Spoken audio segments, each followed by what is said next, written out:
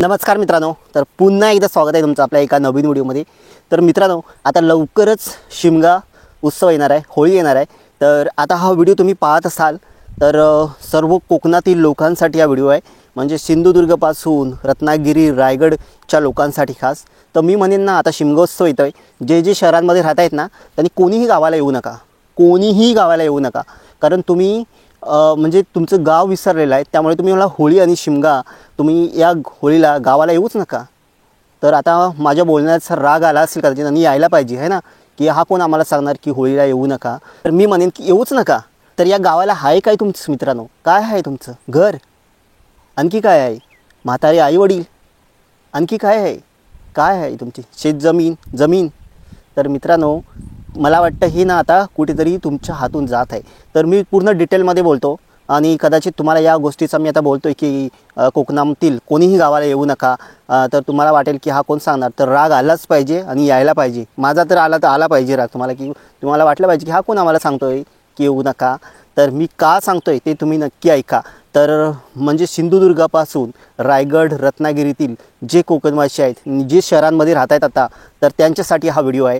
तर मी म्हणणार नाही की सगळेच लोक तसे आहेत, परंतु बरीचशी म्हणजे जो पर्सेंटेज आहे 80% लोक त्याच विचारायचे आहेत। तर तो कोणता विचार आहे तोच या व्हिडिओमध्ये मी डिस्कस करणार आहे।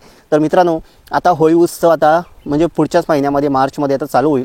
तर आपली म्हणजे सगळेच कोकणातील लोक गावाला आपण येतो, मोठ्या धूमधडाक्यात उत्सव साजरा करतो, आणि शहरांमध्ये गेलेले सगळेजण आपण बऱ्याचदा गावाला येतो उत्सव साजरा करण्यासाठी।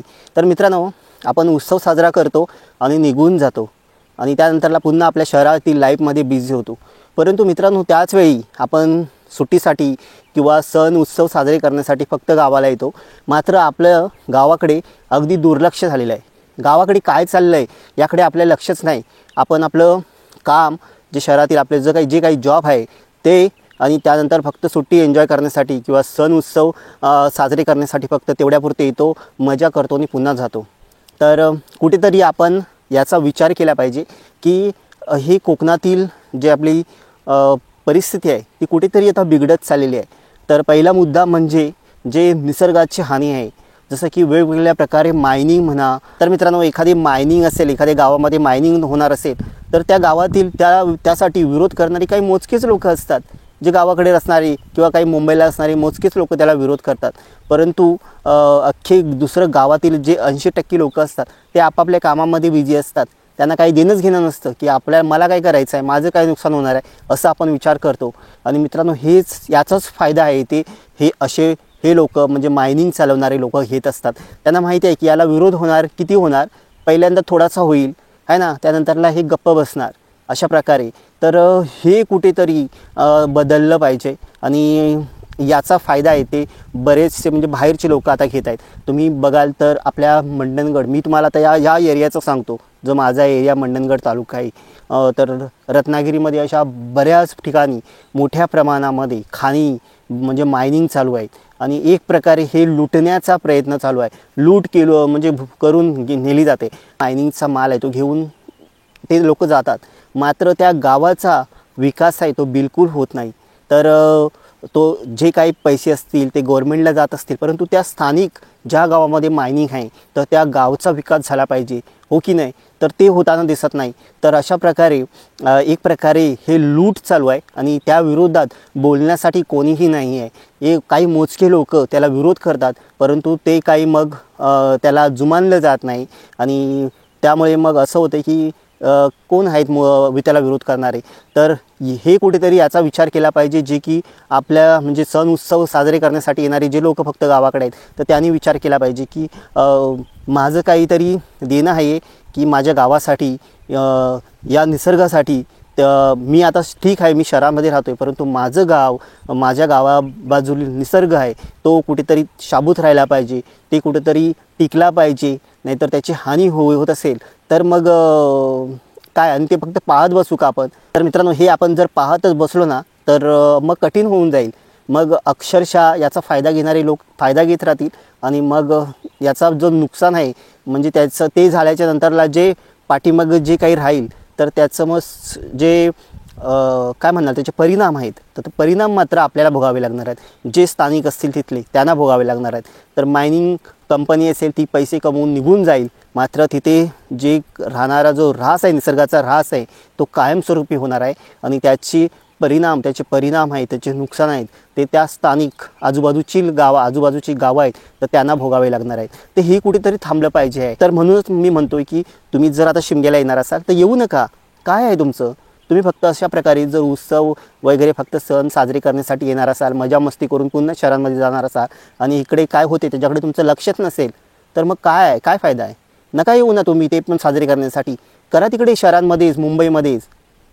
मी असं म्हणत नाही की तुम्ही शहरांमध्ये जाऊ नका. अरे शहरांमध्ये पण जा, परंतु आपलं जे गाव आहे त्या गावामध्ये काय होतं आहे ना, निसर्गाची ऱ्हास होते, कशाप्रकारे काय लूट चालू आहे, तर त्याकडे तुमचं लक्ष राहिलं पाहिजे आहे ना. आणि हे फक्त गावाकडील जे काही मोजके लोक असतात ते विरोध करणारे, तर ते बोलून नाही होणार. आपण सर्वजण एक प्रकारे एखादी गावामध्ये मायनिंग होत असेल तर फक्त त्या गावाने विरोध करून नाही चालणार आहे, किंवा त्या मायनिंगमुळे त्या गावाचाच फक्त ऱ्हास होणार नाही, तर आजूबाजूची जो काही परिसर असेल त्या सगळ्याचा, म्हणजे असं बघायला गेलं तर अख्ख्या पृथ्वीचाच अशा प्रकारे ऱ्हास होतो.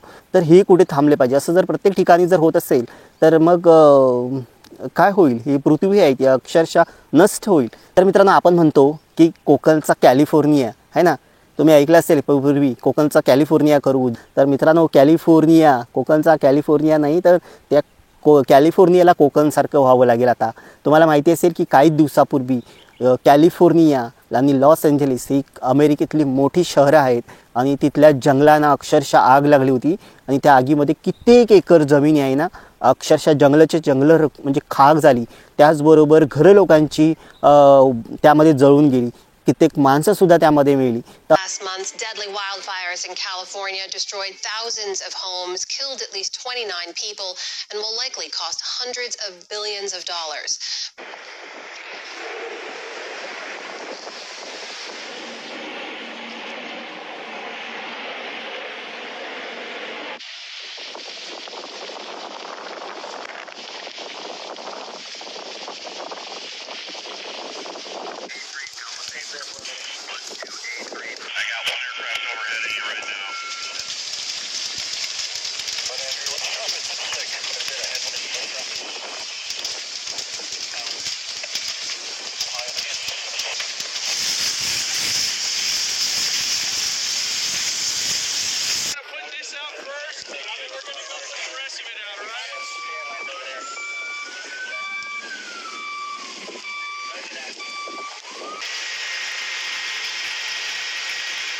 अशा प्रकारे तिथे नुकसान होऊन झालेलं आहे. आणि आपण म्हणतो की या कोकणचा कॅलिफोर्निया करायचा, तर काही गरज नाही आहे या कोकणचा कॅलिफोर्निया करायची.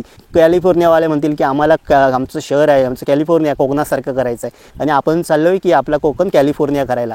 तर आपण कुठे चाललो आहे तर याचा विचार केला पाहिजे. आपल्याला जे दिसतं असं चांगलं आणि आपण त्याच्या मागे लागतो आणि आपण म्हणतो की आपल्याला पण असंच केलं पाहिजे. पण हे नाही आहे मित्रांनो. कुठेतरी या निसर्गाला जपलं पाहिजे आणि त्याला शाबूत ठेवूनच आपला विकास केला पाहिजे. तर मला असं बऱ्याचदा अशी खूप चिड येते. आत्ताच आमच्या बाजूच्या गावामध्ये, जवळच गाव आहे, त्या गावामध्ये मायनिंग चालू झालेली आहे. तर तिथे विरोध करण्यासाठी काही मोजकीच लोक आहेत. देवली गावाला आत्ता जर बघितलं तर रोवलेपासून जे ट्रान्सपोर्टेशन चालू होतं ते मंडणगड मार्गे चालू होतं आहे. जर तुम्ही सर्वे केलात, म्हणजे मी जो सर्वे केला त्यात वाहतुकीसाठी मंडणगड तहसीलमध्ये पण बरेच अर्ज गेलेले आहेत, तिथेही कारवाई होत नाही. मी पण वैयक्तिक अर्ज दिलेला आहे. नायणेमध्ये आत्ता अवैधरित्या 2 वर्ष एक बॉक्साईटचं हे चालू होतं, म्हणजे स्टॉकयार्ड चालू होता. त्याला आत्ता त्यांनी आम्ही तक्रारी करून आत्ता जानेवारीत मंजुरी घेतलेली आहे. सो हा जो त्रास आहे हा लोकांना डावलून सगळा त्रास होतोय. कोणाचं तिथे तक्रारी घेतल्या जात नाहीत, त्यांना डावललं जातं, अशा प्रकारचं प्रशासन काम करत आहे. सो त्रास फक्त मांदिवलीला नाही होणार आहे, तर आत्ताच तुम्ही मंडणगडपासून पुढच्या सगळ्या गावांना त्रास होतो. जो मांदिवलीकर त्रास झाला, जी धूळ उडते आंब्या बाजूला, सगळा त्रास मंडणगड आणि मंडणगडच्या पुढच्या गावांना आहे.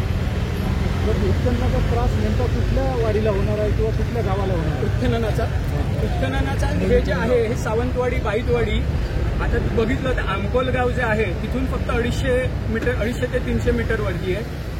उर्दू शाळा जी आहे ती मायनिंगची जी बॉर्डर येते त्याच्यापासून 200 मीटरवरती आहे. भारजा नदी जिचं आता आम्ही पाणी वापरतोय ती 250 मीटरवरती आहे. मांदिवली गाव 450-500 मीटरवरती आहे. ही अशी परिस्थिती असताना एवढी तिथे ह्युमन हॅबिटेट म्हणजे माणसं तिथे राहत असताना एवढी गावं जवळजवळ असताना हा उत्खननामध्ये खरंच त्रास होणार आहे की नाही होणार आहे हे प्रशासन सांगतंय नाही सांगत आहे. आणि जर बघायचं असेल तर उंबरशेत आणि लोकांनी रोवले जाऊन बघावं तिथे काय परिस्थिती आहे, तर लोकांना जाणवेल की आपल्याला त्रास होणार आहे की नाही. त्यांनी प्रत्येकाने आपण ठरवा की त्रास होणार आहे की नाही होणार आहे. दुसरी गोष्ट आहे आमचे नैसर्गिक जलस्रोत आहेत तिथे. आता बाईतवाडीवरती हा नैसर्गिक जलस्रोत आहे, तिथून पाणी येतं. ब्लास्टिंग केलं ते म्हणतात एका रिपोर्टमध्ये सांगतात ब्लास्टिंग होणार, एका रिपोर्टमध्ये सांगतात ब्लास्टिंग होणार नाही. असे जर वेगवेगळे रिपोर्ट असतील तर आम्ही कुठल्या रिपोर्टवर विश्वास ठेवायचा. सो अशा प्रकारे त्यांचे जे रिपोर्ट मॅनेजेबल दिसत आहे तर त्याच्यावरती काय करायचं ह्याच्यावर पण प्रशासनाला आम्हाला प्रश्न आहे. अख्खं गाव आहे, त्या गावातील काही मोजके 10-15 लोक त्याला विरोध करण्यासाठी आहेत आणि अख्खं गाव आहे ते मजा बघतंय किंवा आजूबाजूची गावं आहेत ना ते मजा बघतायत. तर हे कुठेतरी थांबलं पाहिजे. अख्ख्या आजूबाजूच्या परिसरांनी उठाव केला पाहिजे आणि हे थांबवण्यासाठी प्रयत्न झाले पाहिजेत आणि तेव्हाच कुठे अशा प्रकारचे हे मायनिंग कुठेतरी थांबतील. मित्रांनो, या मायनिंगमुळे फायदा कोणाला होतो? कोणाला होतो? त्या स्थानिक गावातील लोकांना होतो का? बिलकुल नाही मित्रांनो. काही वर्षाची तुम्ही म्हणाल ना, मी तर म्हणेन की काही वर्ष जे मायनिंग चालू असेल त्या वर्षापुरती काही 10 वर्ष सपोज आपण पकडूया 10 वर्ष मायनिंग चालू असेल तर तिथे कारकून टाईप जे काही काम करण्यासाठी आहे ते दिलं जातं आणि त्याची पगार किती 10-15,000 किंवा 20,000 रुपयापर्यंत पगार असतो आणि ते काही 10 वर्षापर्यंत तिची लाईफ असते. 10 वर्ष जर मायनिंग चालली तर त्या 10 वर्षापर्यंत तो जॉब असणार आहे आणि त्यानंतरला मित्रांनो ते निघून जातात त्यांचा फायदा करून. मात्र जो निसर्गाचा ऱ्हास आहे तो त्या गावाला भोगावा लागतो. किती लोकांना जॉब मिळतो? काही मोजक्याच लोकांना फक्त तिथे जॉब मिळतो आणि त्याचा फायदा फक्त जे पुढारी जे पुढे असतात गावातील काही म्होरके असतात म्हणजे ज्या गावामध्ये मायनिंग आहे त्या गावातील आणि ते कुठे सपोर्ट करणारे लोक असतात त्यांना होत असतो. अख्ख्या गावाला बिलकुल फायदा होत नाही आहे. तर मित्रांनो हे कुठे थांबवलं पाहिजे. त्या मोजक्या काही लोकांसाठी आपण या निसर्गाचा ऱ्हास करणं थांबवलं पाहिजे. तर हे अगदी सर्रास आपल्या कोकणामध्ये अगदी सिंधुदुर्गापासून रायगड रत्नागिरी त्या पालघरपर्यंत सगळीकडे चालू आहे. निसर्गाची लूट चालू आहे, निसर्गाची हानी चालू आहे आणि या विरोधात काही मोजकेच लोक फक्त विरोध करतायत आणि ते कुठेतरी म्हणजे हा टक्का आहे तो वाढला पाहिजे. तर मित्रांनो खरंच कधी खूप चीड येते की असं वाटतं की काय करावं. हा निसर्ग आहे त्याला जपला पाहिजे मित्रांनो. की हा निसर्ग आहे ना तर आपली भूक भागू शकतो मित्रांनो. तर आपली हाव असेल ती मात्र आपल्याला भागू शकत नाही. आपली भूक नक्कीच भागू शकतो, हाव मात्र बिलकुल नाही तो भागू शकणार. तर ही हाव कुठेतरी आपली थांबवली पाहिजे. कुठेतरी हावरेटपणा जो झालेला आहे मला पाहिजे मी श्रीमंत झालो पाहिजे आहे तर मित्रांनो हे कुठेतरी थांबवलं पाहिजे आणि त्या काही मोजक्या लोकांमुळे अशा प्रकारे निसर्गाची हानी होत असेल आणि त्याची नुकसान त्याचे जे परिणामच आहेत तर ते इतर सगळ्या लोकांना भोगावं लागत असेल तर मग अशा प्रकारचे उद्योग अशा प्रकारचे प्रकल्प अशा प्रकारचे मायनिंग हवेत कशाला आहे ना. तर हे कुठेतरी थांबलं पाहिजे. आणि मित्रांनो दुसरं म्हणजेच आता आपल्या कोकणातील म्हणजे अक्षरशः गावं ओस पडत आहेत. आपण असं म्हणजे ठरवलेलंच आहे की आता या गावामध्ये राहून ना आपण आपलं जीवन जगूच शकत नाही अशा प्रकारची मेंटॅलिटी तयार झालेली आहे. म्हणजे आपलं गावामध्ये आपण थांबलो तर आपलं जीवन जगणं मुश्किल आहे आणि आपलं काही उदरनिर्वाह होऊ शकत नाही. तर ही मानसिकता आहे ना ती बदलली पाहिजे आपण आणि प्रत्येकाने इथे काहीतरी उद्योग म्हणा छोटा व्यवसाय सुरू करून आपला उदरनिर्वाह आपल्या गावामध्ये कशा प्रकारे होईल आणि हे बघितलं पाहिजे. आणि मित्रांनो मी तर म्हणेन ना या राजकारण्यांनी या मुद्दामून या आपल्या कोकणाला असं म्हणजे दुर्लक्षित जसं ठेवलेलं आहे. तर मित्रांनो तुम्हाला आणखी एक सांगतो बघा एखाद्या आपल्या परिसरातील तुम्ही आता माझ्या एरियाची सांगतो दापोली मंडणगड परिसरातील आता इथे ना म्हणजे ज्या जागा आहेत आजूबाजूच्या परिसरातील या तालुक्यातील त्या जवळजवळ 50% जागा आहेत ना त्या विकल्या गेलेल्या आहेत. मोठमोठ्या जे बिल्डर्स आहेत आता तुम्हाला माहिती असेल की लोढा बिल्डर्स तर असे मोठमोठे बिल्डर्स आहेत किंवा मोठमोठे जे पैसेवाले आहेत त्यांनी खरेदी केलेल्या आहेत आणि अशा प्रकारे या मोक्याच्या जागा आता खरेदी केल्यानंतरला आता इथे डेव्हलपमेंट सुरुवात झालेली आहे. तर त्यांनी ज्या जागा आहेत त्या कमी किमतीमध्ये घेतल्या आणि त्यानंतरला आता त्यांनी एक प्रकारे डेव्हलपमेंट सुरू केलेली आहे. म्हणजे एकदा डेव्हलपमेंट झाली की तिथे नंतरला रेट वाढत असतो आहे ना. तर आधी पहिल्यांदा त्यांनी जागा खरेदी केल्या आणि त्यानंतरला मग डेव्हलपमेंट होते म्हणजे त्याचा फायदा आहे तो त्यांनाच होणार आहे. इथे जमिनी आहेत त्या कमी किमतीमध्ये मिळाल्या आणि त्यानंतर डेव्हलपमेंट झाल्यानंतर आपोआप त्यांच्या जमिनींची किंमत आहे ती कितीतरी पटीने वाढणार आहे. तर हे असं सगळं चालू आहे या कोकणामध्ये. आणि आपला भोला माणूस आहे तो अक्षरशः नक्कीच भोला आहे आणि त्याला तो विचारच करत नाही की काय चाललं हे, त्याचा डीपमध्ये विचार करतच नाही. आणि जे करणारी कोणी काही लोक आहेत तर ते त्यांचं जी माहिती आहे किंवा त्यांचं जे प्रयत्न आहेत थांबवण्यासाठी ते कुठेतरी त्याला लिमिटेशन येते आहे ना. तर ते कुठेतरी सर्वांमध्ये स्प्रेड झाले पाहिजे आणि प्रत्येकाला असं वाटलं पाहिजे की नक्कीच हा जो कोकणभूमी आहे, हा परिसर आहे, तर ते वाचवण्यासाठी नक्कीच प्रयत्न केले पाहिजेत. तर मित्रांनो, मला बऱ्याचदा असे बाहेरचे लोक म्हणजे कोण, तर परजिल्ह्यातील इतर राज्यातील ते इथे राहिलेले आहेत असे मला जेव्हा कोणी लोक भेटतात ना, तेव्हा मी त्यांना विचारतो की तुम्ही इथे राहिलात एवढे वर्ष या कोकणामध्ये, तर तुम्हाला कसं वाटलं कोकण.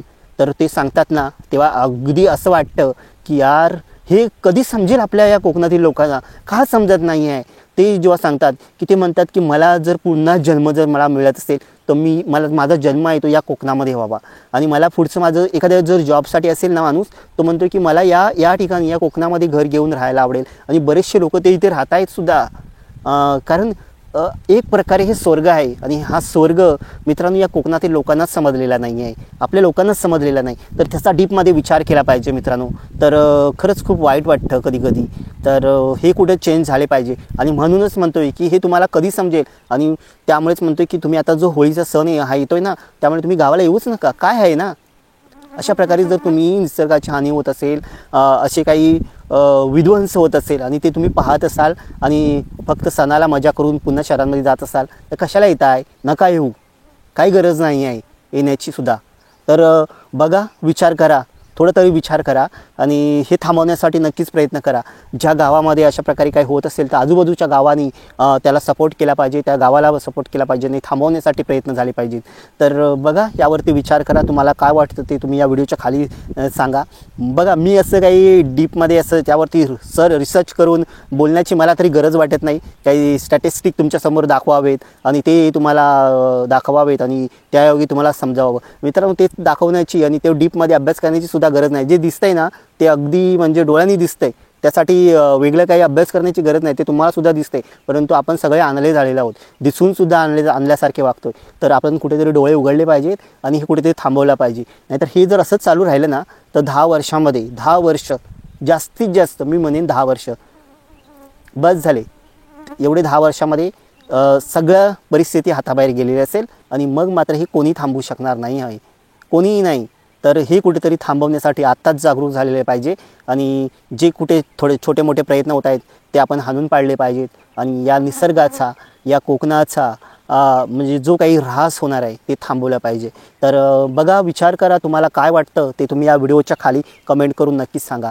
तर चला, या व्हिडिओमध्ये एवढंच. आणि मी तर म्हणेन, जर तुम्हाला अशा प्रकारे या कोकणासाठी काही निसर्गासाठी काम करायचं असेल तरच तुम्ही या शिमग्याला गावाला या आणि नक्कीच या शिमग्यामध्ये असं एक म्हणजे ठरवूनच टाका की नक्कीच हे मी थांबवण्यासाठी नक्कीच प्रयत्न करणार आहे. प्रत्येकाने जेव्हा अशा प्रकारे विचार करेल तेव्हाच कुठेतरी हे थांबणार आहे. असं एक दोघे कोणी विचार करून ते थांबणार नाही.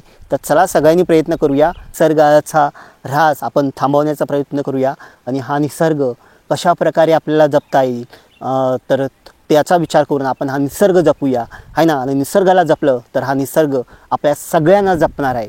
तर चला, या व्हिडिओमध्ये एवढंच. तर काय वाटते ते या व्हिडिओच्या खाली कमेंट करा. तर पुन्हा भेटू अशाच नवीन व्हिडिओमध्ये. तर मित्रांनो, स्वतःची काळजी घ्या, आपल्या कुटुंबाची काळजी घ्या आणि सगळ्यात महत्त्वाचं आहे ते हॅपी राहा, आहे ना. चला तर, बाय.